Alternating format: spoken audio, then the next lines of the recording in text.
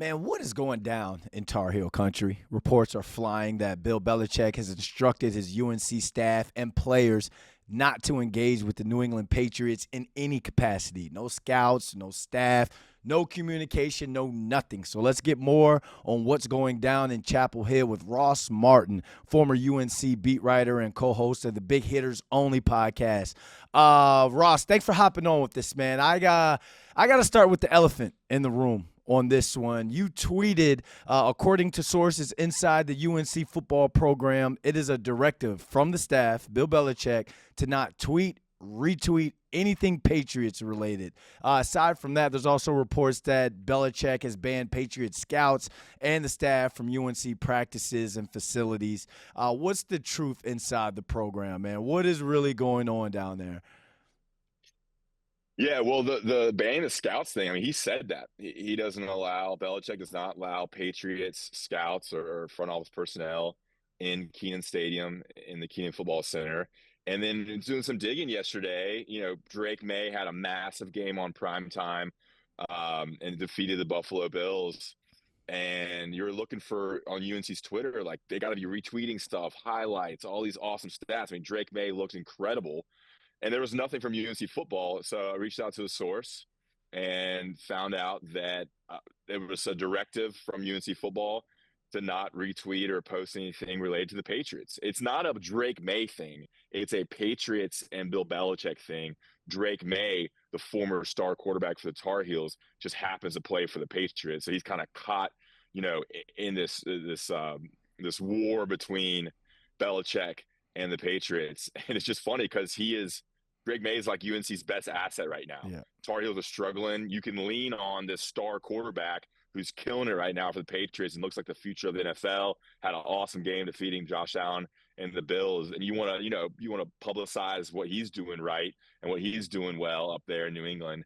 And there was nothing from UNC. We tweeted out at 8 a.m. this morning, and 2 hours later, UNC broke their ban and put out a couple of highlights of Drake May, but they hadn't tweeted anything from the last 2 weeks. I went back. Last time they mentioned Drake May was September 14th. Nothing in the loss to the Pittsburgh Steelers, and then nothing in a massive win over the Panthers. So there's definitely a ban there to lay off Patriots content. And it's like just more noise surrounding the program, which is not the Patriot way and not what we're used to, when we think about Bill Belichick. We're not used to the noise outside of the facility. So when you look at the hire as a whole, the win-loss record right now, the noise, the reports surrounding the program, his girlfriend's alleged involvement, and the Patriots being blacklisted from the university, in your opinion, was hiring Bill Belichick the right move for UNC? Gosh, that's a loaded question. Right now, it doesn't look like the right move, right? You got a 72, 73-year-old man running your program that can't compete with anybody. They beat two lesser opponents in Charlotte and Richmond, but have gotten dominated against any worthy Power 4 team. TCU at home, on the road against UCF and Orlando, and then got dominated on Saturday versus Clemson and Chapel Hill. They don't look prepared.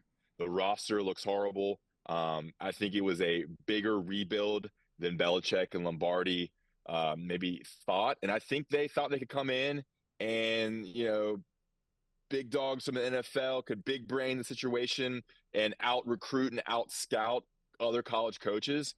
Doesn't look that way right now. They look a little foolish with the undertaking in Chapel Hill. So I think kind of UNC and fans got behind this idea of maybe Belichick can out scheme, out develop, eventually out scout and recruit. And that's going to have to happen over multiple years.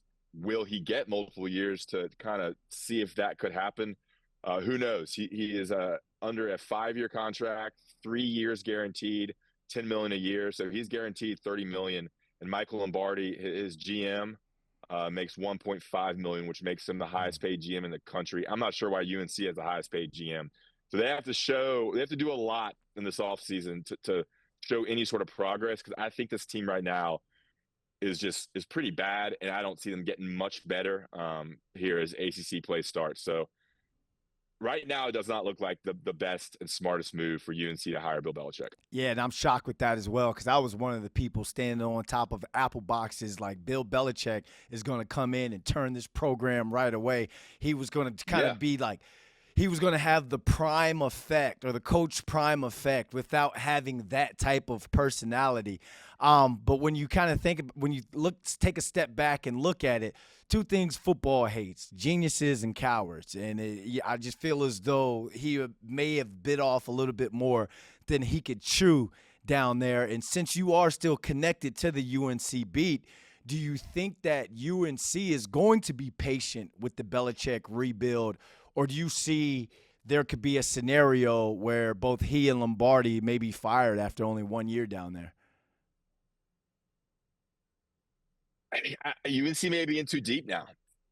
30 million is a lot of money for a program where, money's everything now. You need money to pay players and build facilities. That's a lot of money. So I think there's going to be patience. You kind of heard that from administration, the athletic director, the chancellor.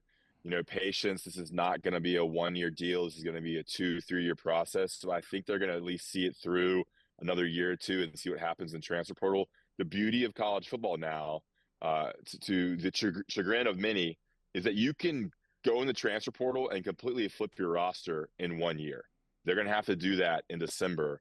You can get a quarterback. You can pay for a quarterback. You can get a whole new offensive line. You can bring in some defenders. You can completely flip your starting lineup in 1 year.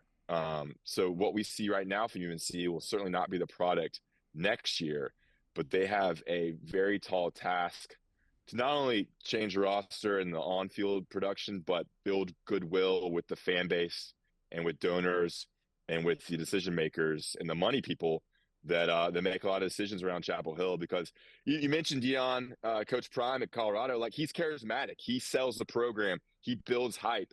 He kisses babies and talks to moms. Like Bill Belichick is the exact opposite.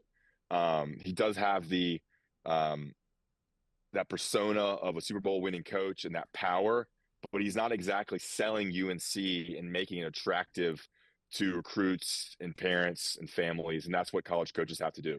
Yep.